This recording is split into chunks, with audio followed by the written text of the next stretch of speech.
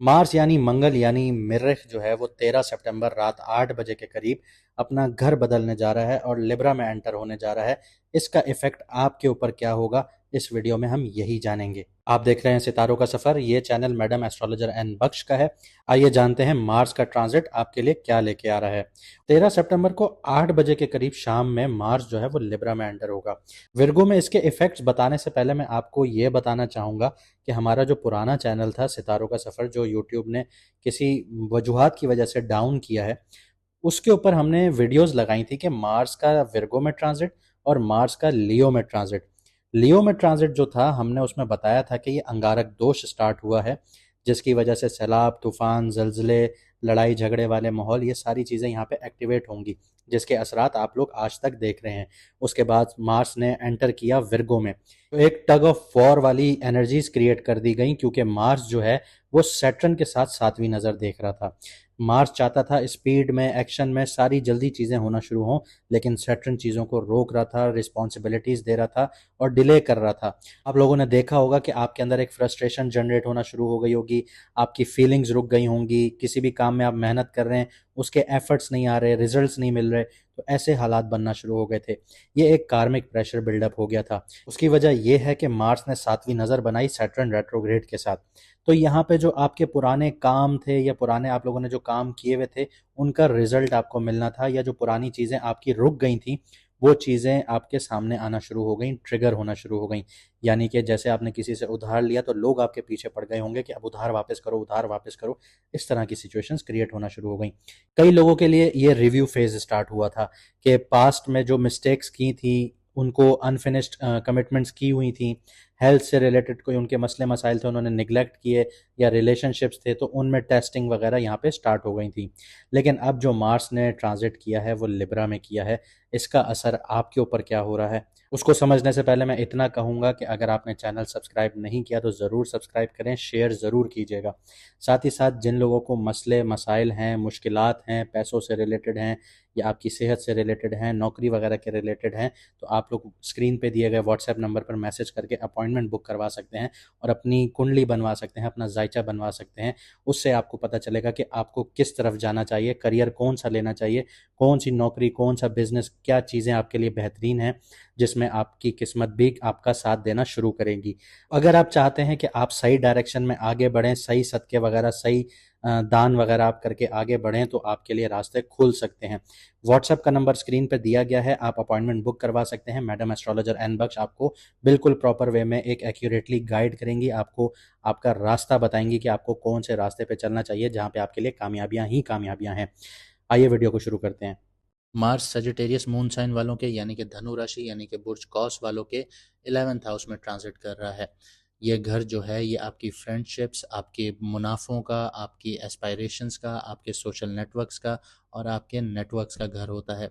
ये एक strong placement है जो आपको न्यू अपॉर्चुनिटीज़, फाइनेंशियल गेंस और सोशल एक्सपेंशंस के लिए एक्टिवेट करता है।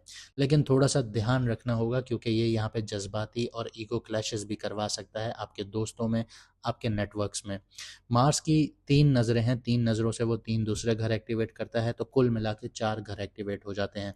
इस टाइम पीरियड में चौथी नज़र से दूसरा घर एक्टिवेट होगा, 7वीं नज़र से 5वां घर एक्टिवेट होगा, 8वीं नज़र से छठा घर भी एक्टिवेट होगा। चौथी नज़र से जो दूसरा घर एक्टिवेट होता है तो यानी फैमिली, आपके फाइनेंसेस, आपकी स्पीच, आपकी वैल्यूज़ एक्टिवेट हो जाती हैं, यानी पैसों के मामलात एक्टिवेट हो जाते हैं।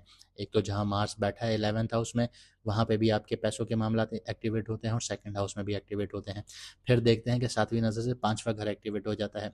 5वां घर आपका बच्चों का घर है, आपकी क्रिएटिविटी का घर है, आपकी रोमांस का घर है, आपकी इंटेलिजेंस का घर है और आपकी स्पेकुलेटिव इन्वेस्टमेंट्स का घर है, यानी यहाँ भी पैसों के मामलात एक्टिवेट हो गए। 8वीं नज़र से जो घर एक्टिवेट होता है वो 6th हाउस एक्टिवेट होता है, यानी आपकी सेहत का घर एक्टिवेट होता है, आपके दुश्मनों का घर एक्टिवेट होता है, आपके डेली वर्क का घर एक्टिवेट हो जाता है, आपकी सर्विस का घर एक्टिवेट हो जाता है और आपके लीगल ऑब्लिगेशंस का भी घर एक्टिवेट हो जाता है। तो कुल मिला के पैसों का मामला और आपकी सेहत का मामला और आपके दुश्मनों का मामला यहाँ पे एक्टिवेट हो जाता है। तो सबसे पहले 11वें घर को देखते हैं, तो फाइनेंशियल गेन्स और इनकम के नए सोर्सेज बनते हुए नजर आते हैं। फ्रेंड्स और सोशल सर्कल में मदद मिल सकती है, लेकिन ईगो कॉन्फ्लिक्ट्स को आपको अवॉइड करना है, आपको अपनी ज़बान पर काबू रखना है, क्योंकि सेकंड घर जो है वो आपकी ज़बान का भी घर है, आपके जो अल्फाज हैं वो आपके कामों को बिगाड़ सकते हैं।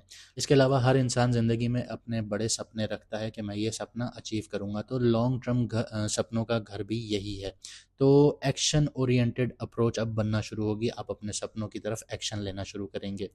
मार्स की चौथी नज़र से सेकंड हाउस एक्टिवेट होता है, तो फैमिली के मैटर्स में हीटेड आर्ग्यूमेंट्स देखने को मिल सकती हैं, क्योंकि यही घर आपकी स्पीच का घर है, आपकी वाणी का घर है। अगर आप अपने अल्फाज सही रखते हैं, अपने अल्फाजों का चुनाव सही रखते हैं, तो ये जो फैमिली के मैटर्स हैं ये नॉर्मल हो सकते हैं, वरना यहाँ पे लड़ाई झगड़े देखने को मिलेंगे। फाइनेंशियल प्लानिंग ज़रूरी है, वरना इम्पल्सिव एक्सपेंसेस जो हैं वो बढ़ सकते हैं आप लोगों के। अपनी कोई भी फाइनेंशियल आपकी डील है या कोई चीज़ें हैं या कहीं पे आपके खर्चे आ जाते हैं, तो सोच समझ कर इन्वेस्टमेंट करें या सोच समझ कर खर्चा करें, वरना ये इतनी जल्दी से पैसे निकलेंगे, एक हाथ से आना दूसरे हाथ से निकल जाना, कि आप भी परेशान हो जाएंगे कि पैसा जा किधर रहा है। इसके साथ साथ स्पीच में हार्शनेस आ सकती है, आपकी स्पीच ऐसी लग सकती है अगले को कि आप उसके ऊपर छुरियाँ चला रहे हैं। तो अपनी कम्युनिकेशन जो है, अपने अल्फाज जो हैं वो बिल्कुल केयरफुली करने हैं, तो पैसा आप बना सकते हैं। ओवरऑल तो आप ढैया में हैं। अगर आप इन चीज़ों का इस्तेमाल कर लें, अपनी ज़बान का इस्तेमाल सही कर लें, तो आपके लिए आसानियाँ होना शुरू हो जाएंगी। मार्स की सातवीं नज़र आपके फिफ्थ हाउस पर पड़ती है, तो क्रिएटिव आइडियाज़ जो हैं, आप लोगों के क्रिएटिव आइडियाज़ वो एग्जीक्यूट करने का परफेक्ट टाइम है आप लोगों के लिए। रोमांटिक रिलेशन में थोड़ा पैशन देखने को मिलेगा और थोड़ी एग्रेशन भी देखने को मिलेगी। यहाँ पे बच्चों की तरफ से ज़्यादा डिमांड या स्ट्रेस देखने को मिल सकती है, जो आपके एक्सपेंसेस में इजाफा करेगी। साथ ही साथ ये आपके स्पेक्युलेटिव गेन्स का भी घर है, यानी 11th हाउस फ़ायदों का घर है, फिफ्थ हाउस जो है वो स्पेक्युलेटिव गेन्स का है, सेकंड हाउस आपके बैंक बैलेंस का है। तो यहाँ पे आपका जो स्पेक्युलेटिव गेन्स है वो एक्टिवेट हो जाता है, लेकिन शर्त सिर्फ इतनी है कि आपने रिसर्च प्रॉपर करनी है, बेसब्रा होकर आपने इन्वेस्टमेंट नहीं करनी, आपने सोच समझ कर एक्सपर्ट एडवाइस के साथ, प्रोफेशनल एडवाइस के साथ तभी इन्वेस्टमेंट करनी है। रिसर्च प्रॉपर रखिएगा, फिर ही इन्वेस्टमेंट कीजिएगा, आपको ज़रूर फ़ायदा होगा। तो ये मार्स आपको बता रहा है, लेकिन यहाँ पे आठवीं नज़र की अब बात करते हैं। आठवीं नज़र आपके सिक्स्थ हाउस पर पड़ती है। काम की जगह पे आप लोगों की दुश्मनियाँ बढ़ सकती हैं, राइवलरी बढ़ सकती है, ऑफिस पॉलिटिक्स का शिकार हो सकते हैं, लेकिन वहाँ पे जीत आपकी होगी। हेल्थ में इश्यूज आते हैं, एसिडिटी से रिलेटेड, ब्लड प्रेशर से रिलेटेड, या छोटे मोटे इन्फेक्शन आपको डिस्टर्ब कर सकते हैं, लेकिन मार्स की एनर्जी आपको आपके दुश्मनों पर जीत दिलवाएगी ही दिलवाएगी, बस आपको अक्लमंदी से हैंडल करना होगा। ओवरऑल कार्मिक साइकिल की बात करूं तो अगले 45 दिन नेटवर्किंग, फ्यूचर गोल्स और इनकम की ग्रोथ के लिए बेहतरीन दिन होंगे। हालांकि आप लोग ढैया में हैं, लेकिन फैमिली और हेल्थ को इग्नोर करेंगे तो इम्बैलेंस होना शुरू हो जाएंगे मामलात। मार्स यहाँ आपको पुश करेगा कि आप अपने ख्वाबों को प्रैक्टिकल एक्शन देना शुरू करें। अगर मैं आपको कुछ सजेशंस दूं या एक्शन प्लान्स दूं, तो इनकम के लिए या फाइनेंस के लिए बात करूं तो इनकम बढ़ेगी, लेकिन इम्पल्सिव खर्चे कंट्रोल करना होंगे। रिलेशनशिप में दोस्तों या पार्टनर्स के साथ सब्र रखना होगा, हर किसी को मुंह पर जवाब देना सही नहीं होगा आप लोगों के लिए। हेल्थ की बात करूं तो रूटीन और डाइट पर फोकस कीजिए, अननेसेसरी जो स्ट्रेस है वो अवॉइड कीजिए। करियर की बात करूं तो नेटवर्किंग और कोलैबोरेशंस पर काम कीजिए, यहाँ से आपको बड़े फ़ायदे मिलना शुरू होंगे। सजिटेरियस के लिए ये ट्रांजिट एक गोल ओरिएंटेड और गेन्स ओरिएंटेड फेज़ होगा। ज़्यादा से ज़्यादा आपको नेटवर्क स्पेंड करना होगा, नई अपॉर्चुनिटीज़ लेना और अपनी प्लानिंग को एक्शंस में बदलने का टाइम पीरियड होगा। फैमिली और हेल्थ बैलेंस रखनी होगी आप लोगों को, तो मार्स आपके लिए ह्यूज प्रोग्रेस लेकर आएगा। अगर आप यहाँ तक आ ही गए हैं तो मैं ज़रूर ये कह सकता हूँ कि आप अपनी ज़िंदगी को बेहतर बनाना चाहते हैं। अगर आपको आपका मून साइन नहीं पता तो आप कमेंट सेक्शन में अपनी ओरिजिनल डेट ऑफ बर्थ लिखिए, हम आपको आपका मून साइन बता देंगे। अगर आप ज़िंदगी के मसलों से घिरे हुए हैं और एक सही राह देखना चाहते हैं तो व्हाट्सएप का नंबर आपकी स्क्रीन पर आ रहा है। आपको करियर से रिलेटेड मसले हों, आपको सेहत से रिलेटेड मसले हों, आपको घर से रिलेटेड मसले हों, आपकी शादी नहीं हो रही, शादी होकर टूट गई है, इन सारे मसलों का हल मैडम एस्ट्रोलॉजर एन बख्श आपको दे सकती हैं, आपकी कुंडली आपका जायचा बनाकर। अगर आप अपॉइंटमेंट लेना चाहते हैं तो व्हाट्सएप का नंबर आपकी स्क्रीन पर आ रहा होगा, हमें व्हाट्सएप पर मैसेज करें, हमारी टीम आपको आपका अपॉइंटमेंट फिक्स करने में मदद करेगी। सितारों का सफ़र ओरिजिनल जो चैनल था, जो पहला चैनल था, उसमें 25,000 सब्सक्राइबर थे ऑलमोस्ट। यूट्यूब ने किसी पॉलिसी के तहत बंद किया है, उनसे हमारी बातचीत चल रही है।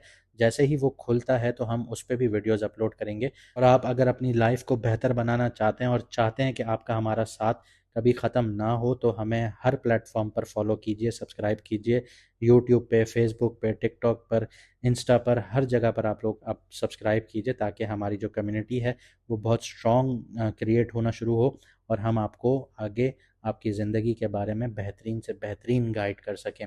मुझे दीजिए इजाज़त, मिलते हैं अगली वीडियो में सितारों के सफ़र पर।